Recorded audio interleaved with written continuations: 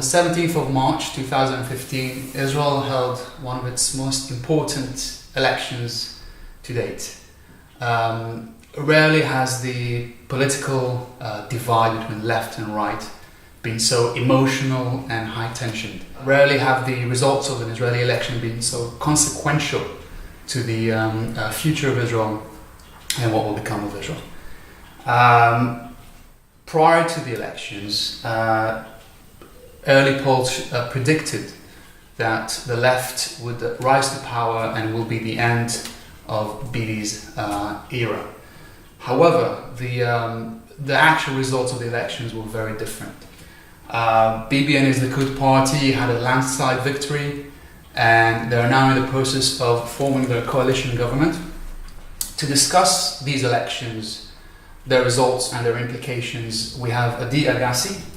Adi is a member of Likud, and she's also a member of an organization within the Likud called the New Likudniks. Is that correct? Yeah. Okay. So Adi, let's just start off with you explaining what the New Likudniks organization is. Okay. And then we'll kick off with some questions. Okay, so the New Likudniks is a group of people like you and me, unrelated to any organization or any group, just normal people from the middle class that after 2011, when we had all those big demonstrations in the streets, and we saw that nothing is changing, some of us started to wonder how come and what is going on. I mean, 500,000 people stepped out to the streets and said, we want change, we want something different. Sorry to interrupt, wasn't the majority of those marching the streets and those demonstrations from the left side of the political map? Not no? necessarily. Okay. I know that a lot of people tend to think that it was a left organization that organized it. It wasn't. Right. It was just, at least from my perspective, from how I felt when I stepped out. Well, I lived in Tel Aviv, so it was very easy. Yeah. But I felt that it's just a lot of people that felt that after too many years that Israel has, the Israel politic parties place their focus on safety and military stuff and security. It is time to start focusing on internal issues, society and economy and other things. And it felt that the government is not doing that. That's why people stepped out, because they felt that it's too expensive to live here and it's time to make a change, but nothing changed. Right. So we started looking around, digging around. A friend of mine, I didn't know him at the time, a guy named Lior Meiri, he realized that the way that the big parties work is based on the people that are members of those parties, not just the citizens around that go in the elections and put a name. But the person that is actually registering to the party and becoming a member, like me, he is the one that is actually choosing later on during the primaries the members of the party. So during the elections within the party itself, exactly, people who are members of this party get to choose who the gets members, the members of the future government if they should win the election. Right, the leader of the company, of the party, Benjamin Netanyahu in this case, and anyone else like Dani Danon, Miri Regev, Moshe Yalon. So let me make sure I understand. So you thought you would be a lot more effective, you'd have a lot more power if you were to become a member of these big parties, and then have much more influence on who gets selected as a potential future leader of this country, and thereby exert your influence and take it in the direction in which you wish to take. Because eventually the single people are listening to the members that are choosing them because they want to be chosen again. Right. So they're doing what the members tell them, not what the citizens in the street tell them. I get it. So if I understand you correctly, does that mean that people who did what you did and joined the Likud Party are not necessarily naturally Likudniks? If they think this is a way in which to influence Israeli politics, it makes sense to me that they would not necessarily have to come from a Likud background, but rather most of them are. Most of them are coming from the right side. There are. I'm not saying right wing. You mean? Right wing, yeah. Okay. Not everybody necessarily voted for the Likud in the last few years. Me, for example, I voted for other right parties. Right, when I didn't yeah. feel that the Likud was right for me. Mhm. But even those that are not definitely right-winged, they're somewhere in the center or slightly left, not extremist in any way, neither Right. left nor right. That's People that interesting. believe that the constitution of the Likud is representing them properly. Right. Okay, that's interesting. Okay, so now that we know where you come from and what you represent, let's kick off with some tough questions. Okay. So, as I said in the introduction, the Likud won the election. Right? Some have called it landslide. And it seems as if the government that's going to be formed is a predominantly a right-wing government. Okay, Bibi's natural partners in forming the coalition are mainly, as it seems at the moment, right-wing. Now, Bibi has been on record not too long ago saying that he withdrew his support to a two-state solution. He then went back on his word and said that he does support it. He supports a two-state solution. And what he said before, the current partner, yes. is not. But he's obviously made it very ambiguous and not very clear as to whether he supports it or not. And there were a few days between making that first statement and then correcting himself where people weren't sure whether he supports it or not. So, he wasn't very eager to make it very clear. So going by his position, aren't we taking giant leaps toward a one-state solution with all its implications? And when I say all its implications, I mean if we do become a one-state solution, we will no longer be Israel as we know it today. In other words, a Jewish democratic state. Right. I agree with you. Therefore, I'm not sure that we're going towards one state. I think that I can't speak for Bibi or anyone in his party, and I know that a lot of people has this fear. I know that the president, for example, is, as far as I know, supporting a one state. Correct? The president will be supports a one state. I think. If it does, you know what? If it does, that worries me. But I'm I not don't sure. know if it does. I know that they've always been fighting about this, Netanyahu and Rivlin. But anyway, Benjamin Netanyahu eventually, it seems like he does support the two-state solution, and he knows why. Because, like you said, if we do become one state, we're no longer going to be a Jewish majority, probably. I don't think it's a good solution for anyone. I think that even the Beit Yehudi, Naftali Bennett's party, understands that somewhere deep inside, even if they're trying to be the bad kid fighting everybody. Eventually, the Likud Party has 30 members. It has the majority of the people in the coalition. And I think that most of them do feel like Netanyahu feels like. So again, I can't speak for him, but I feel that we will eventually have the two-state solution. But both Benjamin Netanyahu as well as Bougie Herzog, by the way, they both declared that the current partner is not someone that we can work with. Okay, so let's just pick up on that. Okay, but I do think that both of them want two-state solution. Eventually. Well, yeah, I mean, eventually. I'm pretty sure about Bougie, and I respect your opinion about Bibi, although I'm not too certain about that and I'll tell you why I'm not certain about that, and why I'm very doubtful as to your optimism. You say that you think Bibi is for a two-state solution, but his actions on the ground, say otherwise. Bibi has this tendency to say something and then realize he said the wrong thing and then correct himself. It's not the first time he does it. But just going back to this issue of a one-state, two-state solution, he may. You know what? I accept that even Bibi, although I don't truly believe it, but I accept that maybe even he wants a two-state solution. But he'll never get a two-state solution if he carries on with the actions that he follows now. And if I put into that equation his coalition members, his future coalition members, and you say, oh, there's 30 members in that coalition, in the Likud Party, and it's a critical mass of people who could pull him away from that idea. But I'm not even certain that the majority of these 30 30 Likud members are willing to go for the compromise that will take for a two-state solution. Again, I'm not talking about things they say. I'm just solely looking at the actions they're taking. And this is what worries me.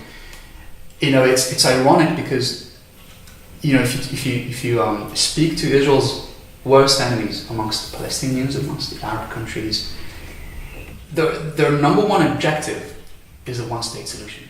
They don't want that. No, they do. They do. Their biggest wish is a one-state solution. Do you know why? Because even they realize it's the end of the Jewish state.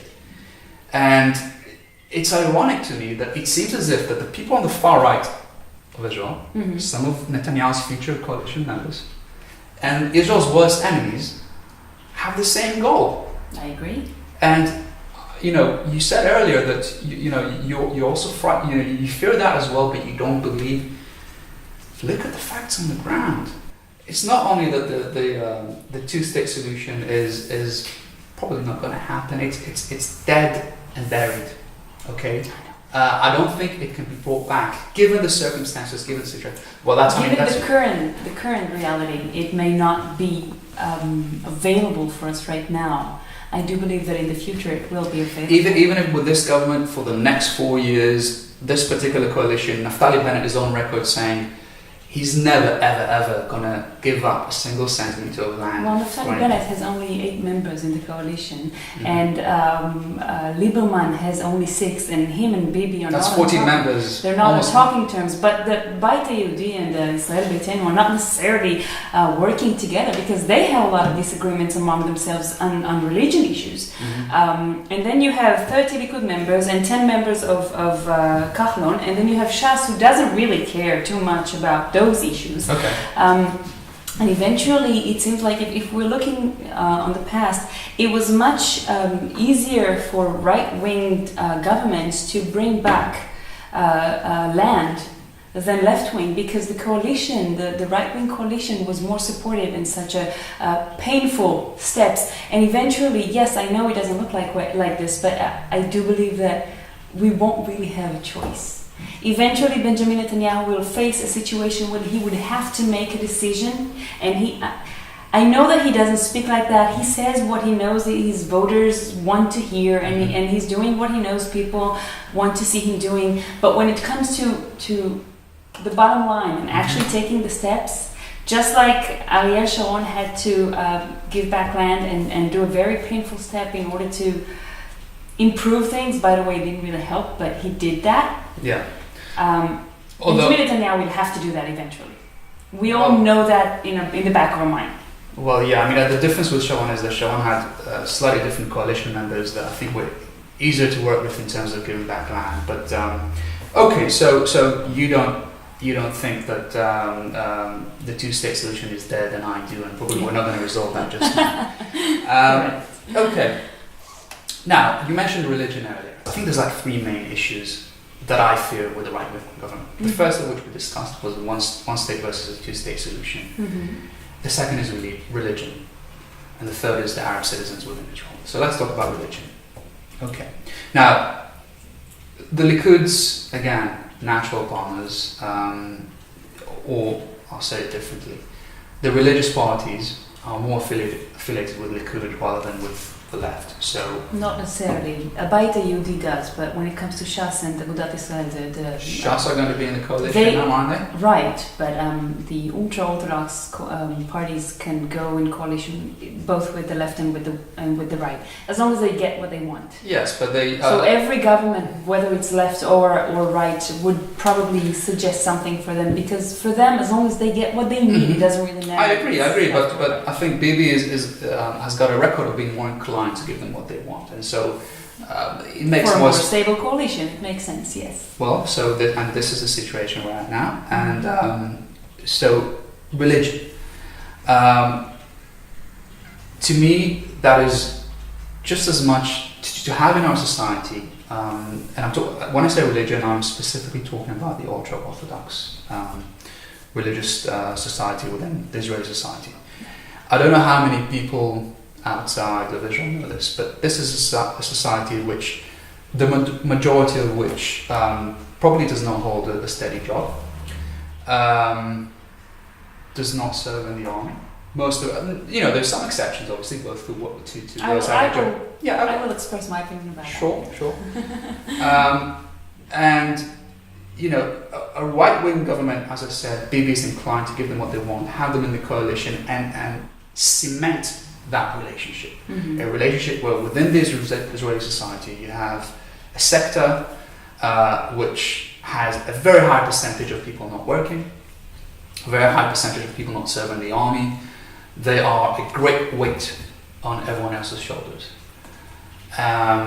Not to mention their education system, whereby sciences are not taught, which means that their potential to contribute later on when they graduate from school to the workforce, to scientific research, to the general prosperity and progress of Israel is very, very limited. And this sector is steadily growing. I'm very concerned about that, and I want to hear your opinion about it. Okay, well, some corrections, first of all. The situation that you described was more correct in previous years. I know for a fact, and because I'm involved in such projects and talking to people, that the ultra-Orthodox society, it has many strengths and branches, but more and more members of this community are actively searching for ways to improve their education, to get into the working cycle. My husband is part of such a project. Right. And but is it enough though? I mean, isn't it just one drop in a big ocean? Is it no, on a scale? It's way more than one drop, and you know, it's something that is. It takes time to improve, but it has started and it's growing. There is actually a group of people like me, the Likud members, that are ultra-Orthodox, that do push for such a way of life, combining the ultra-Orthodox people more and more in the working world, and the ultra-Orthodox world is very complex and very closed, so it's really difficult to know what is going on there, so we don't know a lot, but I do know that there's a lot of activities going on of people rejecting the current situation and want to change it. And there's a lot of help for those people from the Likud members. It's not in the media, and it's not something that we're talking about and you know about. It's in the background, and it's happening, it's changing. And I also believe that having Kahlon's party, Moshe Kahlon's party in the coalition would also help there, because to my knowledge, Kahlon is supporting a free market and is not supporting giving them back the assistance, the financial assistance that the government was giving them in the past, which was stopped. So, you know, the Likud is a liberal democratic party that is not supporting socialism as a way of life. And I know that the education minister in the previous coalition was also adding additional theories other than 6 days of creating the world. It also added Darwin's theory and stuff like that. What, to religious schools? Also to religious schools. I read about it. I don't know if it's true. I read about it. Let's keep it honest and let's keep it real. Do you honestly believe that within Orthodox Jewish schools they teach Darwin? I know that because they may say a lot of things, but I know I was in an Orthodox school and I've learned about it. I've heard about it. You learned about it in an Orthodox school? Yeah, I was in biology class, and we've learned about that. So it really depends on the level of the school. But the fact that I know about it, the fact that my siblings that are still Orthodox know about it, means that it exists. Well, they may know about it, but they probably think it's, you know, they probably have a very strong opinion. No, well, we won't get into it because, but coming from the Orthodox world, by the way, I know that there are a lot of Orthodox approaches that combine Darwin and the biblical story together. They don't contradict each other, saying that, you know, the 6 days are not really 6 days, it's 6 million years, blah blah blah. Anyway, going back to what we started with, the ultra-Orthodox members in Israel are changing. The society is changing, and it's trying to more and more combine themselves into the rest of the society. Of course, there are still extremists, and there are still people that won't do it and would shut themselves down, but you see that they're opening up. And there is a shift, and there is a wind of change there, and the Likud Party is taking part of that. So, are you comfortable? Okay, you mentioned that they're changing, there are winds of change, and they're opening up, etc. Are you comfortable with the fact that, for example, let's talk about the army service. You know, one of the Pete's main flags, as it were, in his campaign was the fact that he passed a law that would make it compulsory for religious people to share the burden, okay, which Israeli society has to put up with, and that is military service. Let's put politics aside and let's just talk fairness. And again, let's try and be honest here. How fair is it, do you think, that the religious people do not have to serve in the army as a compulsory service, while others risk their lives, spend 3 years of their lives in doing so, for their benefit as well? Mm-hmm. So politics aside, I just want to understand whether you, first of all, you think that's fair. Of course, I don't think it's fair, but I want to be more accurate about the PID's law. Mm-hmm. The law that he passed, to my knowledge, is actually saying that the IDF has the first right to tell each person at the age of 18 whether he is needed or not. Mm-hmm. It is not necessarily forcing every Orthodox person to join. But so if the IDF says, I need you, come over, then that person must come. If he says, come. Right. If he says, I don't need you, then go. And like I said, ultra-Orthodox people do join the army now. There are more and more of them that join. Still, it's developing. It's just started. But yeah, sorry. The way that I see it, and I guess you would agree with me, let's start with the fact that the IDF need to be more efficient. It doesn't have to bring everyone. As every other organization. We all want it to be more efficient. Yeah. So I believe that the best way would be not necessarily forcing everyone to join the army, but having a better law that would say every person in Israel must provide 2 years of their life at the age of 18 that would serve the country either in the IDF, if the IDF needs that person, or in national service, like a lot of religious women do, etc. So I believe this law should also apply for ultra-Orthodox, and I believe it's correct, and I think it should be left or improved. And I know... Have you got any inside information from Likud whether it is promoting such a law? I know for a fact that as part of the group that I'm part of, the new Likudniks, we've inserted a Likud member to the 19th place. Right. His name is Yoav Kish, and he was one of the leaders of the initiative to have an equal service for everyone. Right. And he's certainly going to push for that in the upcoming coalition. It's a fact. He's stating that. So now you have that responsibility on your young followers. and you have to follow that closely. Okay. Hopefully. Yeah. And if you won't do that, by the way, we will choose someone else in the next election. So is that an example of the sort of influence that you wish to bring into the party? Right. Right. And don't get me wrong, though I did vote for the Likud, for tons of reasons, by the way, and we won't get into them. I have a lot of criticism on the party, and a lot of criticism towards Mr. Netanyahu.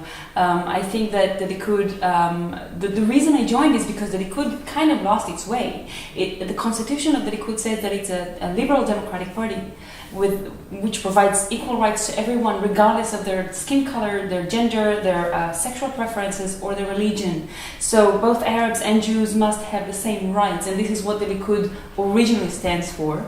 And a lot of new people were entering. Yet on the day of election, Bibi made a point of urging Jews to go and vote because Arabs were being loaded onto buses and rushed Very through them. bad saying. I agree with you. Another example of Bibi making a statement and then thinking later, as I said, he's done it plenty of times and he's done it in this case again. Bibi is a survivor. Bibi is a politician and he's a survivor and he's saying what he needs to say. Yes, but a person in his position, with his responsibility, with his title being Prime Minister of all of the citizens of Israel, should not say that. Should not say that, whether he's a survivor or not. That is, there's certain things you just should not say. I agree. Or even do, but Right. That's part of the criticism I have for him. However, I must say that I was surprised when he apologized. Because he hardly ever apologizes for I was not surprised when he that. apologized because, as you say, he's a survivor and that's part of his survival. So, but it was after the election. He doesn't owe anything to anyone right now anymore, so to speak. And he did go and apologize. Well, okay. I'm not trying to make him look like a big, amazing person. I think that he has a lot of mistakes. And going back again to Yoav Kish, by the way, he was the first one to state, right after he was elected into the Knesset, he was the first one to state that there is a huge problem here between races and between groups, and it has to be corrected. Okay. And he stated specifically that there's too much violence going from the right to the left, Right. and too much patronizing going from the left to the right, and those both issues must be corrected, and he's going to act upon that as well. Right. It's another mission. Yes. Well, we're talking about the Likud and the right now. There's also criticism towards the left, obviously, but Yeah. we're just focusing on this for now. But the fact that a member in the Likud stated that the day after the election, so Yeah. boldly out there on Facebook and saying that Well, it's- everywhere, I love that. So my response to that is a shame that only one did it, I and not know, most and of them. that's why I'm a member of the party, to Okay, make sure more so- people like that are joining. I'm glad. So we touched a bit on the racism issue, and we raised Bibi's infamous statement on the eve of elections. What's your position regarding the treatment of Arab Israelis in Israel, their position in our society in terms of social equality, discrimination, etc.? Definitely must be improved. Okay. No doubt about that. If I remember correctly, when the Israeli Arabs were asked if a Palestinian state, once a Palestinian state would come to exist, Yeah. where would they rather live? I believe that most of them still would prefer living in Israel, because it's a living democracy with a lot of experience, and it's much more progressing already. And I think that the Israeli state must no doubt improve the way that we treat them. Do you think that the majority of members of Likud feel the same as you, or do you think you're like kind of slightly the odd one out in terms of your thinking? No, I think that the majority of the 30 members, I think like... No, I'm not talking about the 30 members. I'm talking about, for example, in the primary elections where the Likud members come and cast their vote for who's going to lead the party. Those kind of people who influence what the Likud is about and who gets voted as to lead the Likud. The members of my group, which are about 3,500, they do agree with me. Yeah, because you're talking about the new Likudniks. Right. But I'm actually talking about other groups. Yeah. It depends, because the other groups are consisted of many different areas. I mean, there are groups like the electric company, for example, that are joining the Likud for their own financial benefits, and they don't really care about other issues. And Right. we're not the only ones. That's an example of people joining the Likud. But they're doing settlers also joining because they want more land. But they're doing exactly what you're doing. In other words, you joined the Likud to exert your influence for your own interests, and they're doing exactly the same thing. There's a difference, because the settlers and the members of the different companies are joining just to have more benefits for the electric company, or to have more synagogues built. And you want benefits for who? For everyone? For everyone. I'm choosing the Likud members that are showing that they're not succumbing for lobbyists and tycoons, and they're not giving in for strong settler groups and giving them more on the expense of the rest of the people. I'm voting for those who are not bringing up racist law offers or anything like that, and I'm voting for those who are proving each and every time that they are supporting equal rights for everyone. Whether it's Boogie alone that is supporting gay marriage, for example, or Gila Gamliel that is doing a lot of financial initiatives for the goods of the people rather than lobbyists and tycoons. And I will never vote, for example, for Dani Danon and Miri Regev, and Yariv Levin or Zev Elkin, who constantly show that they are preferring the Jewish citizens over the Arab citizens. So, given what you know about the makeup of the Likud Party, with you guys now in it, and the potential coalition which is going to be formed, how optimistic are you for Israel's future for the next 4 years? It's a tough question. I agree. It's a tough question. When I voted for the Likud, I never thought they would have 30 mandates. That shocked everyone, didn't it? It shocked everyone. Likudniks themselves. Yes. Bibi was probably shocked by that. Yes. Okay. I voted because, first of all, I wanted my friend Yoav Kish to be part of it, and it felt like the Likud is right on the verge of somewhere around 19, 20 mandates. So I voted for them. And I also voted because, personally, I don't find Bougie Herzog as a proper leader. I respect him as a person. I'm not sure he could have led Israel better than Benjamin Netanyahu. Okay. I voted for the least worst, not for the best. But did you have in mind that this least worst, which is, you probably only saw the Likud, but did you also think about the fact that this least worst is going to be in coalition with a predominantly right-wing government, some of which is very extreme? The prospects for peace are almost zero. The prospects for prosperity and for Israel's progress accordingly, with no prospect for peace, they're probably zero as well. Delegitimization of Israel, calls for boycotts, etc., etc. Well, let's start with the fact that Did you have that in mind as well? I wasn't, first of all, sure that the Likud would have the coalition. Let's start with that. I know that Likud would normally go with the right-wing parties. However, I look at it differently. If you look at Yachad Party, that's the extremist one. They didn't get in. Right. Naftali Bennett lost 4 mandates. To Bibi, by the way. He lost 4 mandates from an extreme right to a right party. Okay. Lieberman lost some as well.